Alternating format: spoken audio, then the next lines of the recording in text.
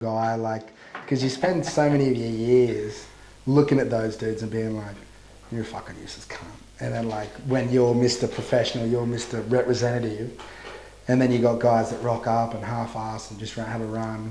Like that was me to a T. And you've busted yourself. And I fucking busted yourself. Yeah. So first game back for Reggie's, dislocated shoulder. It happens. That's rugby league. That is rugby league. But anyway. Alex, we'll start off. I just want to say a massive congratulations on the wedding and the bub. Do you know if it's a boy or a girl yet? Yeah, man, boy. Oh, you chuffed. Cheers. Surely you'd be happy with like, that. I don't know what to do fucking regardless, but yeah, it's a boy. I was like, maybe a bit easier, maybe not. 100% easier. I know growing up with 5 brothers, it was like, I look at my sister growing up and she'd get like fuckload of presents for Chrissy, and then us boys would just go, right, boys, here's a footy, and like all 5 of us would just be kicking around the same footy. Easier. It was just easy as fuck. Yeah. But so you moved back to Toowoomba, played Valleys for 1 season. 3 games. 3 games? Oh, did you bust yourself? That was my season, yeah. Did you bust yourself? And yeah. What did you do? Your knee again? So at first I was waiting. I had braces on still at the time. And I was waiting. I was telling Schultz I was putting it off. I was like, I'll wait. Yeah. I'm supposed to get them off soon. And then it wasn't looking like they were coming off. They were like, fuck. So I was like, whatever. I'll get a mouth guard, mate. I'll play, whatever. Yeah. And then 3 games. First game back against Oaksea. 3 tries, feeling like a weapon. Yep. Second game against South, a bit tougher. No tries. And then 3rd game against Warwick. Schultz is like, right, I'm going to put you in lock. Oh, good. Yeah. Busted knee, gone. So she was fully gone? Just the same knee that I had surgery on the first time. Fuck. Just tore the rest of the cartilage and I felt a big pop and I thought I'd done the ACL again. I was panicking. It was swollen and I was like, no. Fuck, what was it? Just MCL or? No, it was just literally just cartilage torn. Yeah. And there was a cyst back there, which must have been because of surgery. Yeah. And that's what popped and that was what I heard and I was fucking lucky. Blessed. Yeah, that is very, very lucky. I've learned my lesson. So we first encountered one another in Cyril Connell under 16s, now no longer. Oh, actually, I think they brought it back. So I just want to get your take on the Cyril Connell under 16s Toowoomba pre-season compared to anything else you've done training-wise, because a lot of people I know who did that pre-season under Derek Brady or Craig Firmer knows that it was just like insane. It was fucking insane. Man, look, like when I compare our pre-season that we did there to Redcliffe, I feel the Redcliffe one was more of a mix between weights training as well as the fitness stuff. Yeah. Like it was still, anyone knows pre-season, like wherever you go is going to be horrible. Yeah. But that pre-season at the showgrounds is like burnt into my memory. Yeah. I can hear Benny Hanson's voice. Oh, yeah. That was horrible. That is the fittest I've ever been, but also dreaded training, like turning up. That was fucking nuts. I remember because I wasn't in the squad, but I'd rock up and train with you because I was a little fat tinker.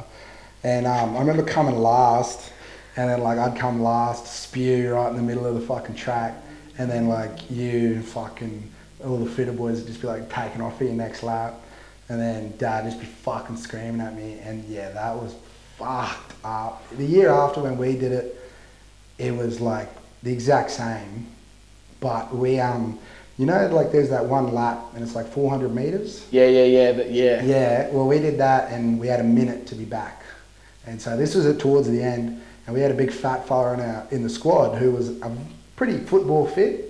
But definitely not showgrounds. He's not a runner. Nah. He's not a runner. Yeah. Yeah. And we were doing this drill, and the ironic thing about it was, the more we ran, the more fucked everyone got, obviously. Yeah. But Dad said we weren't stopping until everyone got back in a minute. Yeah. So we would have done about 10 laps, and then it was he's not getting back in the minute. No, it's 5 minutes before he's getting back. We have to stop.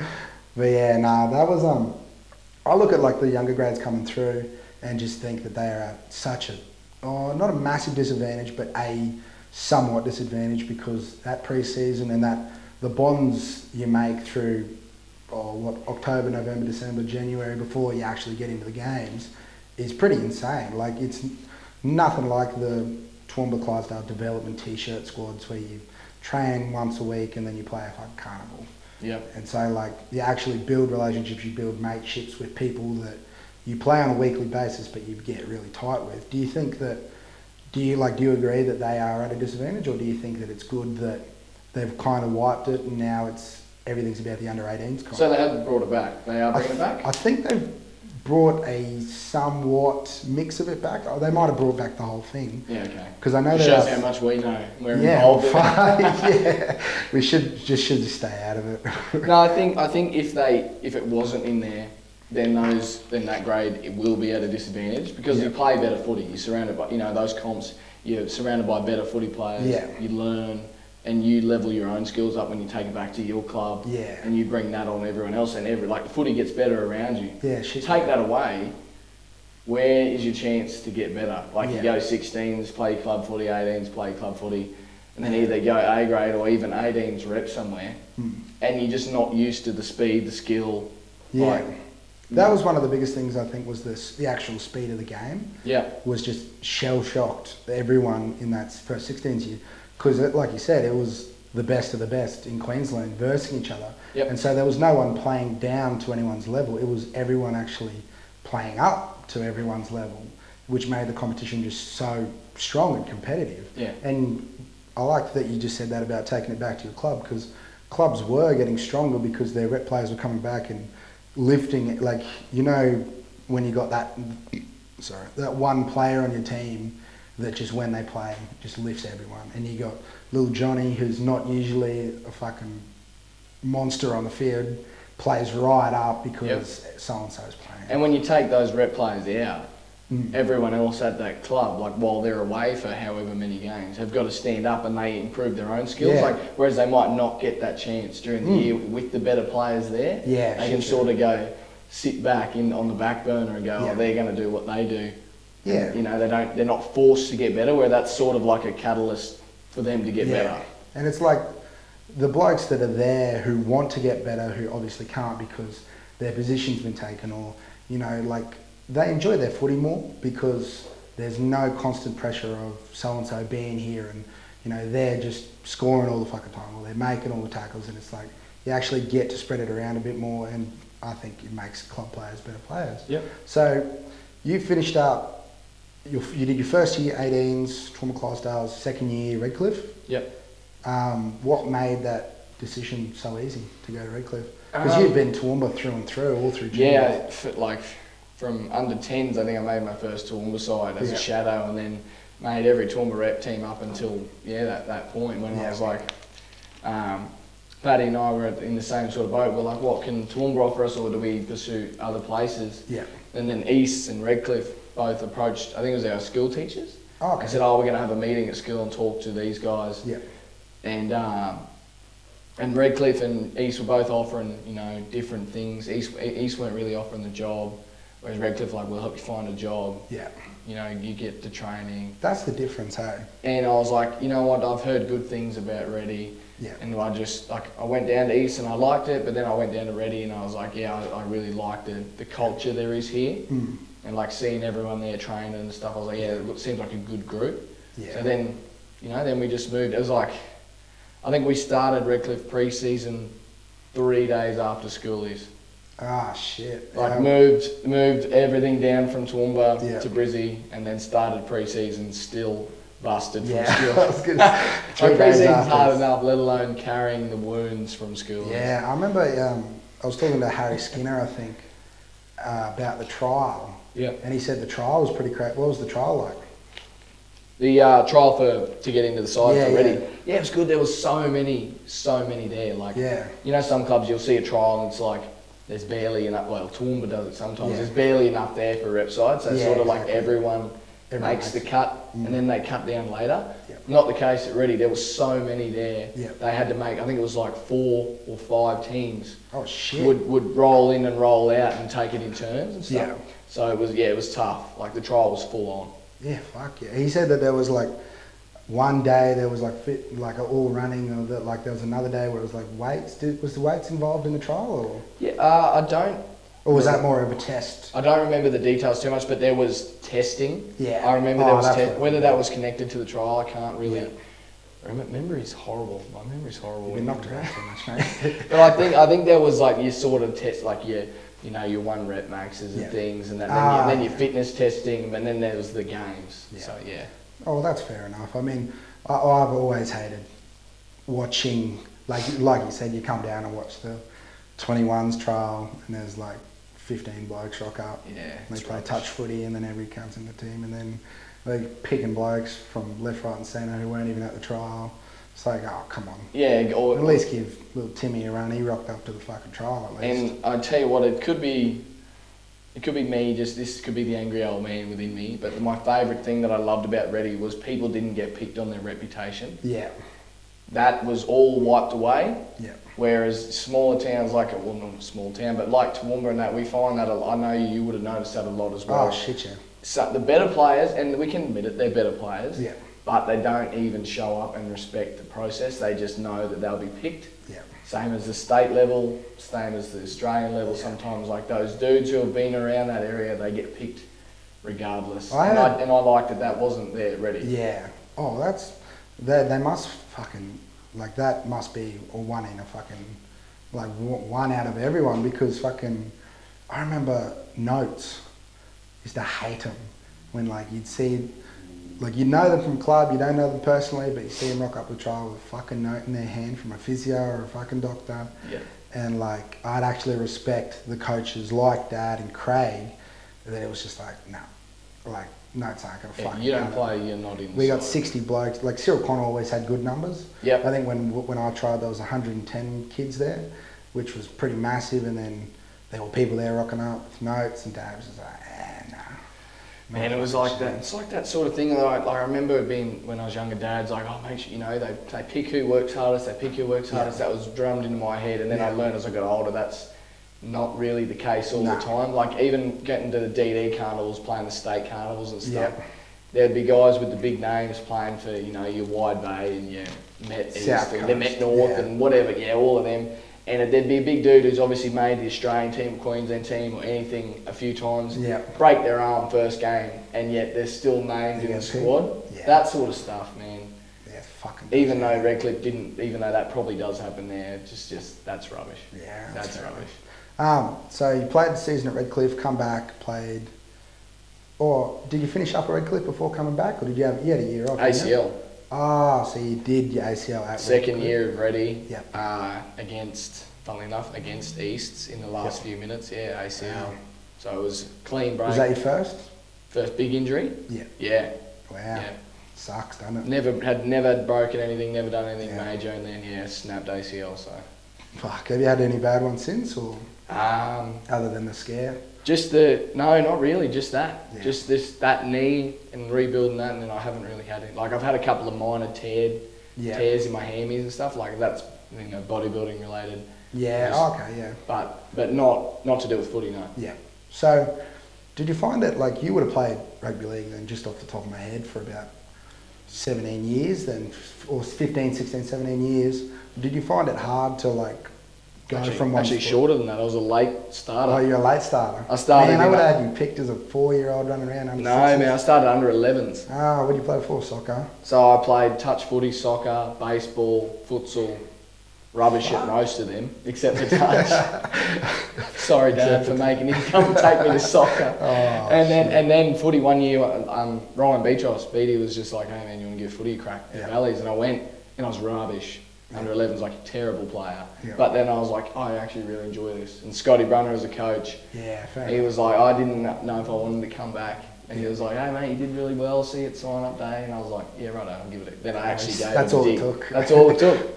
That's all it took. Man. Well, like you played for such a long time then, and you still had a pretty, I'll say, productive representative career in that, like in the junior years anyway. Yep. What was it like making the decision of like, righto, footy's out the window, we're doing bodybuilding now? Or was it easier because of the injury? No, that was more of a, if I don't do this now, when will I do it? Yeah, fair. Because it was always probably from under 15s or 16s, it was sort of the back of my head, like, I'm a fullback, I'm a centre, I like the way I look. Yeah. Pretty boy sort of shit. And I love training in the gym and training with like Croggy here in Toowoomba for St Mary's, like training in the gym, and I liked the way that it felt and the way that I was looking, and then always and then I started to follow the typical bodybuilder influencers and stuff, and love seeing the way they looked. When did you watch Pumping Iron?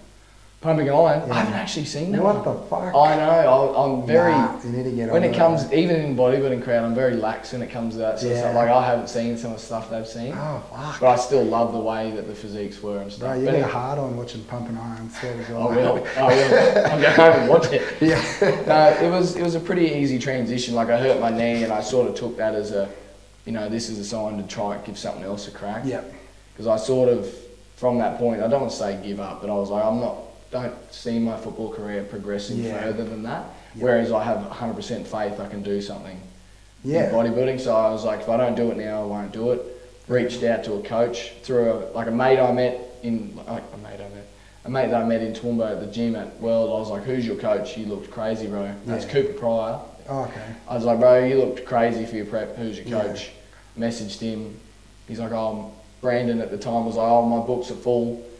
Yeah. Unless, you can give me a reason. I was like, mate, I will do anything you tell me to do to get to whatever stage you need me at. And he's like, okay, I'm more welcome aboard. And then from the rest is history.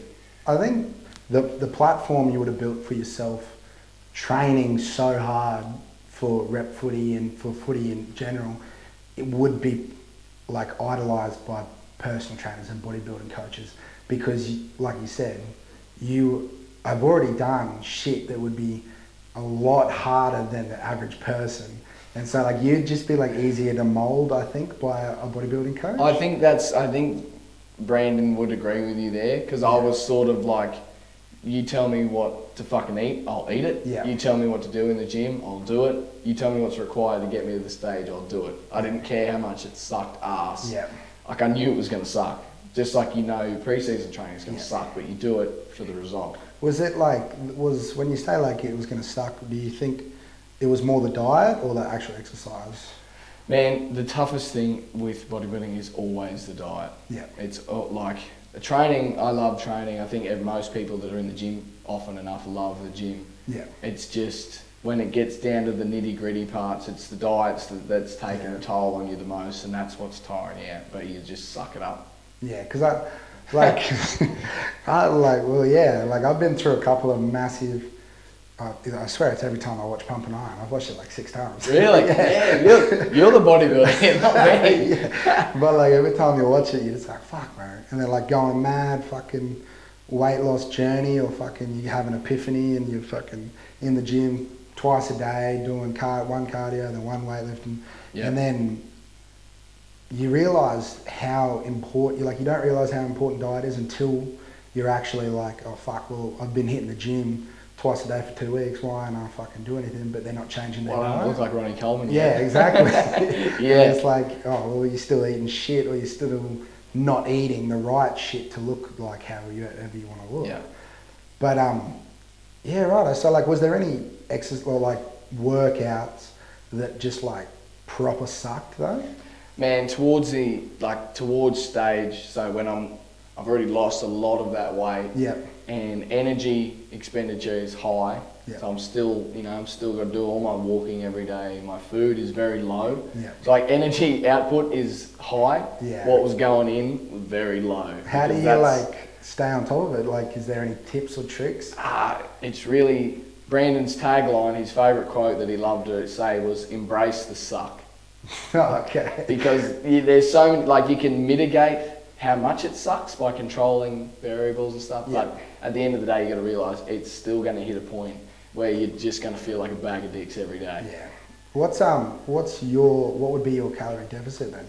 Well, it changes depending on your body. Your body changes all the time. Everyone's body's different as well. But I think at the end of prep, so I went from 89 kilos down to stage weight was 75. Holy shit! Is that the photos you've got on your Facebook? Yeah. That's the prep photos on stage. And 75. That took 27 weeks, I think, or 26 weeks. Yeah.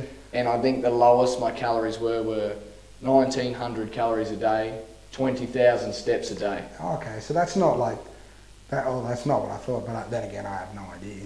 To people, to your Gen Pop, it's not crazy. Like that's not too low. But when you talk to some bodybuilders whose calories are in the 4,000s, 5,000s, you're dropping down to that. And that's you are you on a cut at the moment? I did a bit of a mini cut, just a little tidy up. Yeah. Which a mini cut's not like a prep. Yeah. Prep's the big extended one, slow fat loss. Oh, okay. Down to the last few weeks you're losing, 500 grams, 200 grams. Wow. Minuscule amounts. Whereas mini cuts just try and lose weight as quick as you can. Get rid of the fluff. Get out. Yeah, get rid of the fluff, get out, so you can grow again. Fair enough. Yeah. So your first time on stage was 2019? Yep. And what was that like, actually stepping on stage? Man, it's to describe it for most people to understand is like when you're making your debut for a side and you're running through the tunnel. That feeling there. Yeah. Like everything you've worked for and that's the day. Like Big say time grand fans. final even, that's your grand final. Oh, fuck yeah. Like you're out the back, you got to just put your feet up before, then your category comes around. Yep. Like righto, this category, start getting ready, start pumping up, you start having your lolly snakes and your salt tablets and that, and you pump it up and your veins are getting it, they're popping out and you're like, yeah, fuck yeah, this is what I put all the sucky hard work in for. Dorian Yates once said that... The man. The fucking man. No, Dorian Yates said that when he was on stage, it was the weakest you'd ever feel all year. Absolutely. You agree? Man, I'd say, dare say stage day, you feel a little bit better because you've got a lot of carbs coming in. Yeah. But in terms of, strength-wise and stuff, you are hella weak. Like, you're cold. You're cold because you lose all the body fat. Yeah. You're cold all the time. Oh, fuck. Energy's low. Yeah. Libido's gone. Yeah. You don't even think about sex. Yeah, fuck. Like a lot of girls that I worked with at the racetrack at the time laughed at that and they were like, are you serious? And I was like, yeah, like I'd much rather have a cheeseburger than see your cheeks. You couldn't give a fuck, and it's tough on having a missus. Yeah, I was about to say it. And then when you go to Doreen's level, and even my coach Brandon, you get to that level and it hurts to sit because the fat in your ass is gone. It hurts to walk. The fat pads in your feet have thinned out. Yeah. Like it's a crazy process and very extreme. How long do you stay like that then for?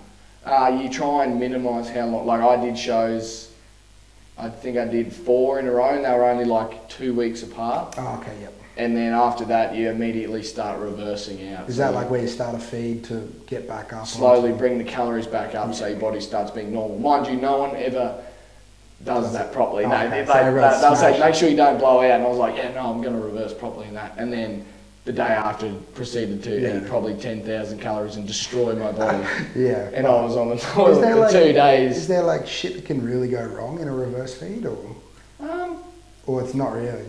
Man, it's sort of outside my scope. I don't know whether there's things you can do to impact you in the long run. Yeah. All I know is, like myself, and there's another Mr. Australia, a friend of mine, Ches, like the short term, you destroy yourself because you're eating all the stuff you couldn't eat. Yeah. And you're like, oh, it's so fucking good, and then you feel rubbish for a week because your gut's stuck out here because you haven't had that sort of food for nearly a year. Fuck. And it would be like pretty amazing, but to be able to get up and like see photos and actually, I feel like it's something that you can see the end date and like what you've created, like the progress that you've made, and you can actually look at yourself on stage and go, fuck, I did a good job. Yeah. Like, fuck, I nailed it this year. And like, I feel like it's definitely that evidence-based success of, if I did this wrong, I wouldn't have looked like this today. And so like, you just got to be happy with fucking how you look. So unfortunately, last time the podcast cut off, but we talked a little bit about like PEDs and SARMs use. Yep. Does that get thrown around a lot in gyms or through the bodybuilding community? Man, as soon as you like enter into the bodybuilding world, you realise that is all around you. Yeah. But there is the two spheres there. There's natural bodybuilding, which is the one that I competed in, and then there's just essentially all the big shows that you hear about are the ones where they're untested. They can use whatever to get to whatever point they need to be. And it's just, sort of when you step into bodybuilding, the stigma's sort of taken away. Yeah. Everyone outside that realm are like, oh, steroids, then the devil. Yeah. Whereas if you walk into it, you're like, oh, accept it as part of the sport. Yeah. Like, move on, like it's not a big thing. Yeah, and you, like, I feel like you'd make a decision, like, not early on, but pretty early on of like, okay, am I going to go down this path of steroids and SARMs or PEDs eventually, or am I just happy doing natural? Like, do you get many people that are just happy to be natural, or does everyone sort of dirty little secret that they want to be? Well, you've got a lot of those famous dudes you'll see pushing the old Gymshark ads at you that'll lie about their status and whatever. That's part of it. That sucks, but it's part of it.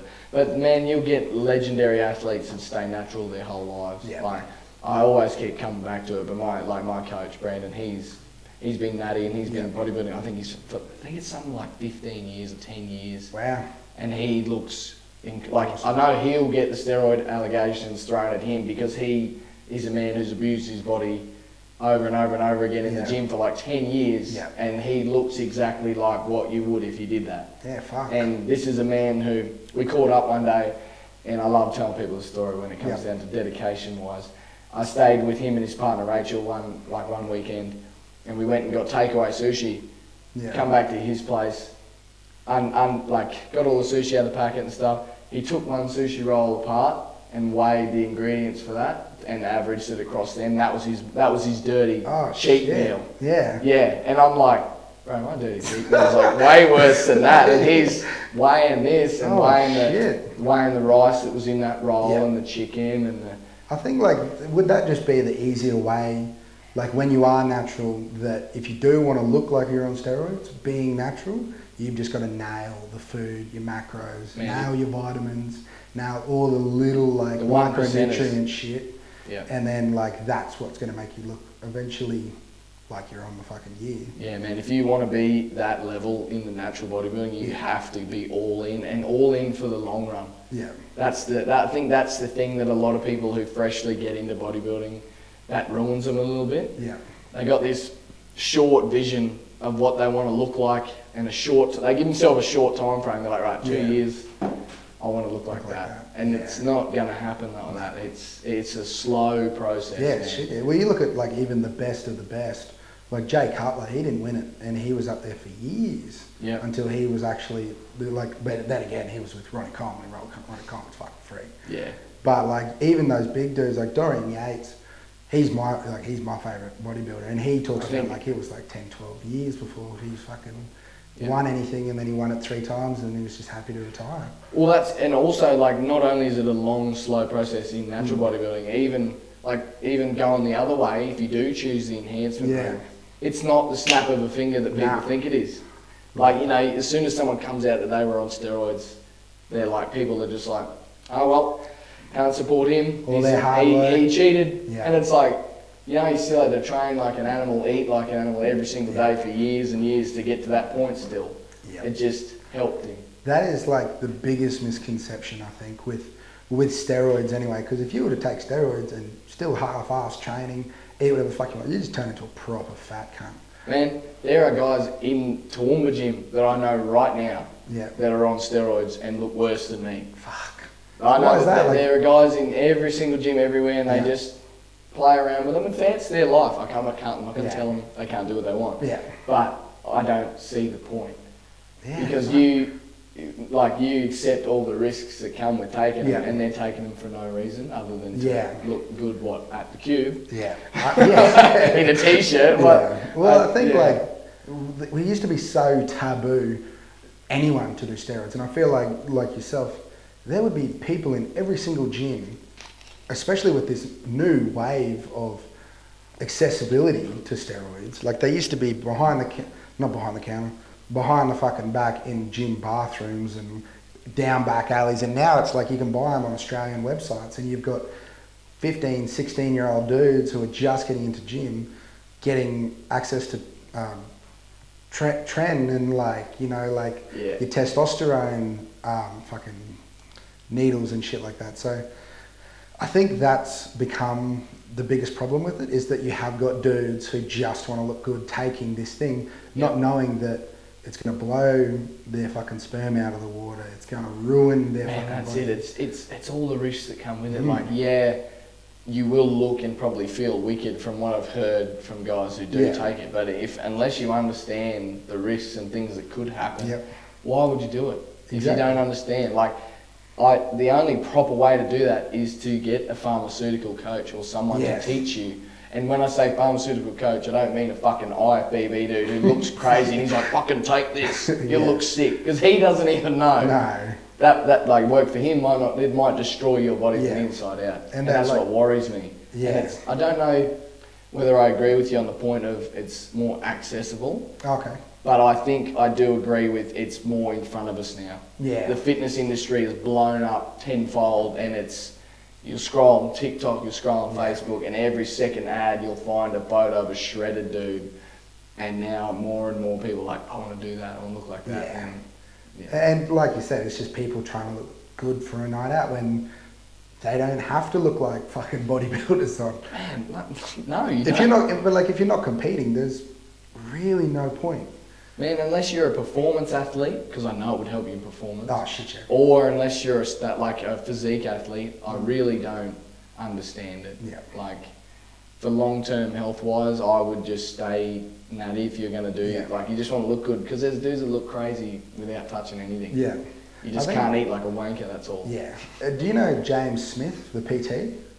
Yeah, he's on TikTok, the blonde dude. Yeah, he's fucking good, eh? Excellent. I shared one of his things the other day on my story. Oh, fucking, I think I've seen it. I've started reading his book, eh? He's proper mad on it, eh? So like, he talks about, he's done a stint of steroids. Yeah. And he talks about that, and then he talks about like now, and he's just fucking so no bullshit. He's like what are they? Oh, he was. They called him the Gordon Ramsay of fitness. Fitness talk, yeah. And so he's just like so good and such a breath of fresh air in the fitness industry online on social media and shit.